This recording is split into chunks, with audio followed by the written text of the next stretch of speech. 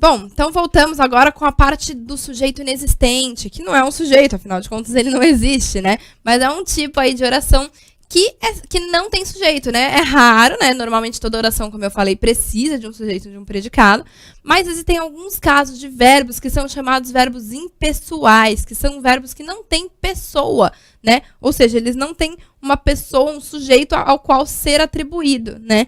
Por isso é que a gente chama de oração sem sujeito ou oração impessoal, né? Em que o sujeito inexiste, né? Não existe. Então, são 4 casos em que isso ocorre. O primeiro são os verbos que indicam fenômenos da natureza. Então, o clássico, aqui, ó, o clássico é esse aqui. Um verbo que é claro que indica um fenômeno da natureza. Por exemplo, ventou, né? Ventou forte durante a madrugada, mas tem o choveu, o trovejou, nevou, né? Todos esses verbos, né?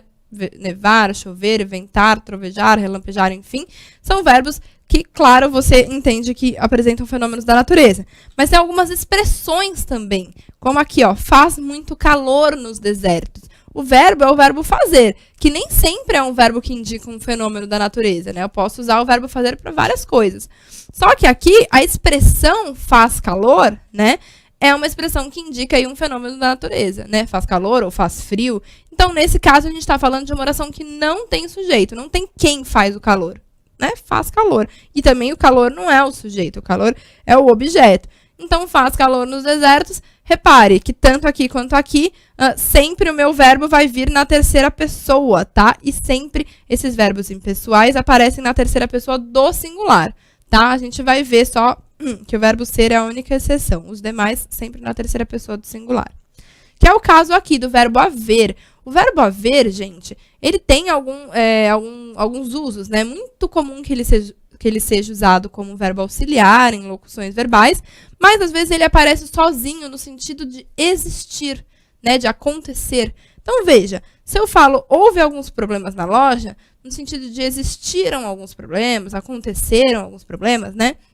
Esse houve, ele não tem o quê? Sujeito. Né? Então, ele vem do verbo haver, houve, e ele não tem sujeito. Esse alguns problemas é o objeto dele, tá? Ele não tem sujeito. Como ele não tem sujeito, como esse alguns problemas não é o sujeito, ele tem que estar no singular. Então, muitas pessoas se confundem e acabam falando no plural. Houveram alguns problemas, né? Só que isso está errado por quê? Porque o problemas, como eu falei, não é sujeito, né? O sujeito, nesse caso, inexiste. Então, ele é objeto. Então, aqui, como o haver está como um verbo impessoal, ele tem que estar na terceira pessoa do singular, que é a mesma coisa do verbo ter, que a gente usa muito mais que o haver, né? Na linguagem falada, na linguagem coloquial, é difícil a gente falar não sei o quê, houve, não sei o quê. É difícil a gente usar o verbo haver mesmo com esse sentido. É mais comum na escrita. Mas no dia a dia a gente usa mais o verbo ter com o mesmo significado de existir. Por exemplo, aqui, tem pessoas que gostam de estudar, né? Que é o mesmo que eu falar há pessoas que gostam de estudar ou falar existem pessoas que gostam de estudar. Mas no caso o verbo haver e o verbo ter, quando eles têm esse sentido de existir, eles se comportam os dois como verbo impessoais e por isso que esse tem, ó, ele vem no singular. Tem pessoas que gostam de estudar. Mesmo pessoas estando no plural, o verbo ter tem que estar no singular, porque é impessoal. Tá? Terceira pessoa do singular. Outro caso que a gente tem oração sem sujeito. Os verbos ir, o verbo fazer, né? E o verbo ter, às vezes também tem o verbo ter, né? Verbos que indicam o tempo transcorrido, né? Então, o mais comum é que a gente... o verbo haver aqui a gente usa também, né? Mas, principalmente, o verbo fazer, né? Que a gente vai ver o exemplo. Como? Nesse exemplo aqui, ó. Aqui a gente tem o verbo ir. Já vai para 2 anos que terminamos. Então, esses verbos na indicação de tempo transcorrido, né? Um tempo que passou. Então, vai para 2 anos, né? Vai fazer, né? O fazer é o mais comum, como eu disse. Vai fazer 2 anos que terminamos. Então, nesse caso, também, sempre na terceira pessoa do singular, né? Mesmo aqui, ó, 2 anos sendo plural, mas não é o sujeito, porque ele está impessoal. E aqui, ó, faz 5 anos, né, que estou formada. Então, veja só, esse faz também é muito comum as pessoas confundirem e falar fazem 5 anos, né? Porque acha que 5 anos é o sujeito do verbo. Só que não é. O verbo ter aliás, o ter é pouco, né? Mas o verbo haver, o verbo ir e o verbo fazer, esses 3 verbos na indicação de tempo transcorrido, ou seja, tempo que passou, são impessoais. É a mesma coisa que eu falar assim, há 5 anos, não sei o que lá, há décadas que estou formada, poderia ter falado. Há décadas que estou formada, né? Esse há, no sentido de faz, né, de passou, também fica na terceira pessoa do singular, porque é impessoal. Então, sempre singular, faz 5 anos. E por fim, o único verbo que pode vir na terceira pessoa do plural, né, quando está numa oração sem sujeito, é o verbo ser, tá? O verbo ser, por quê? O verbo ser na indicação de horas no geral, né, na indicação de horário. Então, por quê? Porque o verbo ser, a gente vai ver na aula de concordância, ele é o único que pode concordar com o predicado, que nem tá aqui, ó. Eram 2 horas quando ele chegou. Né? Então, aqui é um predicado, né? Esse 2 horas, né? Ele não é o sujeito, ainda é uma oração impessoal, uma oração sem sujeito. Só que o verbo ser, ele tem a possibilidade de concordar com o predicado. Por isso é que está no plural, né? Mas ele pode também vir aqui, ó, no singular. Era início do outono quando eu cheguei, né? Porque aqui, no caso, o início do outono é singular, então o verbo está no singular. Então, veja, oração impessoal, sempre verbo na terceira pessoa. Em todos os casos, terceira pessoa do singular, menos no verbo ser, que pode concordar com o predicado e ir para o plural, tá? Só o verbo ser que é a exceção. E aí, com isso, então, a gente termina a parte do sujeito e vamos ver um pouquinho dos predicados, né? Então, se o sujeito é aquele ser, né, aquela coisa, aquela pessoa, sobre a qual eu falo alguma coisa, né, sobre a qual eu faço uma declaração, o predicado, ele é justamente essa declaração. Ele é tudo isso que eu falo sobre o meu sujeito. Então, o predicado é tudo aquilo que é dito sobre o sujeito. E aí, é nele que a gente encontra o quê? O verbo, né? O verbo da minha oração faz parte do predicado. E aí, eu tenho 3 possibilidades de predicado. Verbal, nominal e verbo nominal. Então, a gente vai ver. Predicado verbal tem um verbo significativo, que a gente vai ver agora o que é. O predicado nominal tem um verbo de ligação, mais um predicativo do sujeito. E o predicado verbo nominal tem os dois. Tem o verbo significativo e tem junto um predicativo, como a gente vai ver. Tá? Então, vamos entender por que cada um tem esse nome, como é que funciona cada predicado. Bom, predicado verbal. Predicado verbal, gente, ele vem com um verbo que a gente chama de significativo.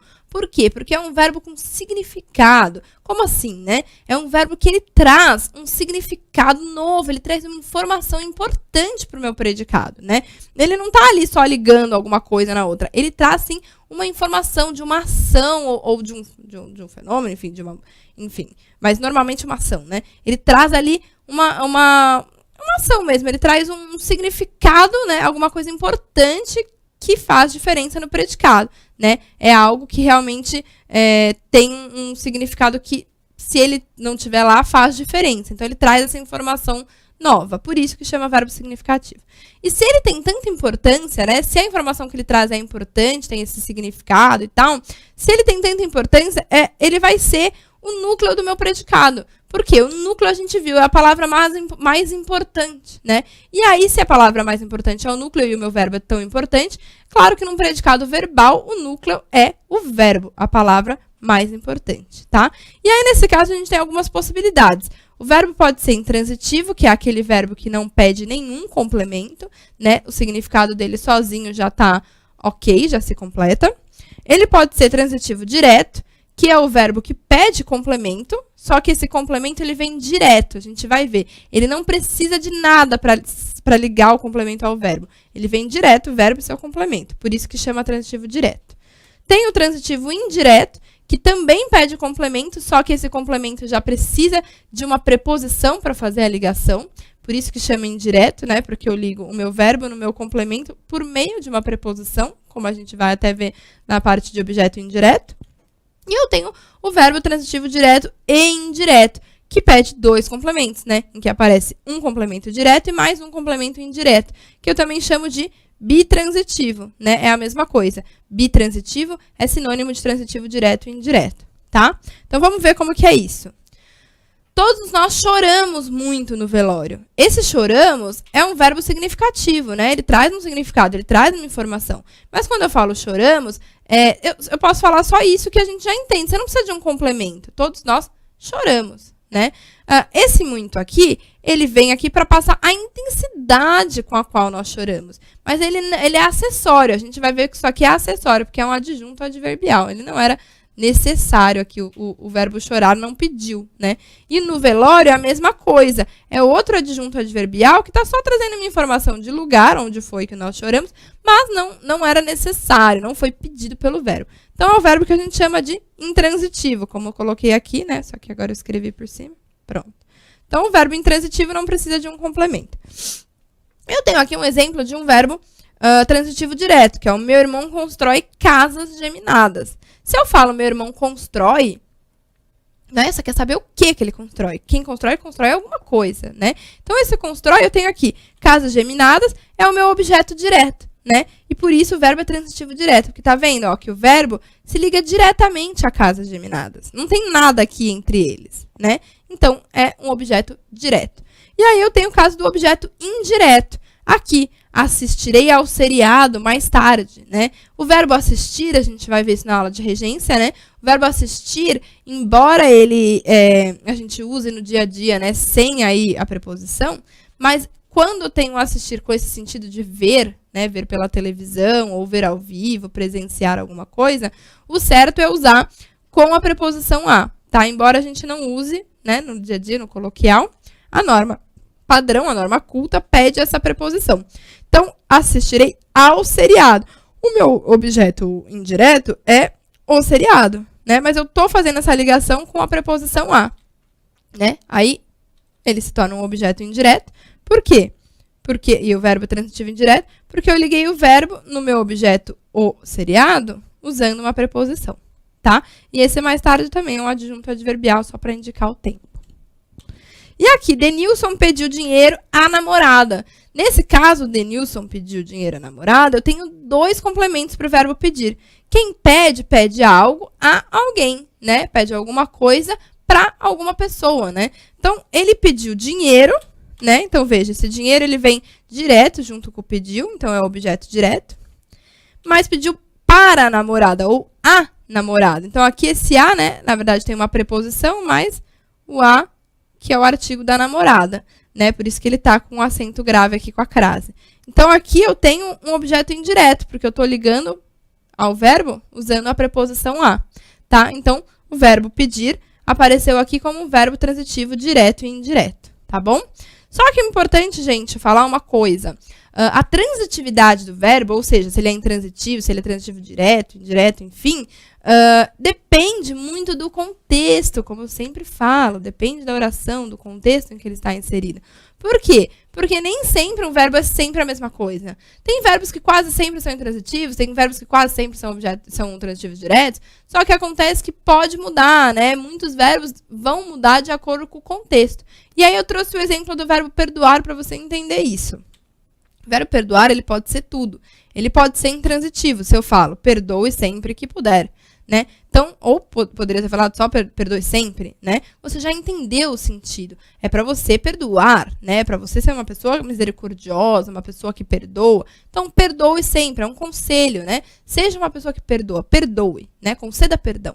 É isso, perdoe intransitivo, né? Isso aqui é só um adjunto adverbial, não é um complemento, não é o objeto. Só que ele pode vir também com um transitivo direto. Quando eu falo, ela perdoou meus erros, ou seja, a coisa perdoada, né, os erros, né, a coisa perdoada, né, vem ligado diretamente ao verbo, sem nenhuma preposição. Então, é o que a gente chama de objeto direto, aqui no caso, né, e o verbo está como transitivo direto, né. Nesse outro contexto, Jussara não perdoava a seus inimigos. Aqui eu já coloquei a preposição. Por quê? Quando eu estou falando a pessoa que foi perdoada, né? A pessoa a quem se concedeu o perdão, no caso, pessoa, poderia ser um animal, sei lá.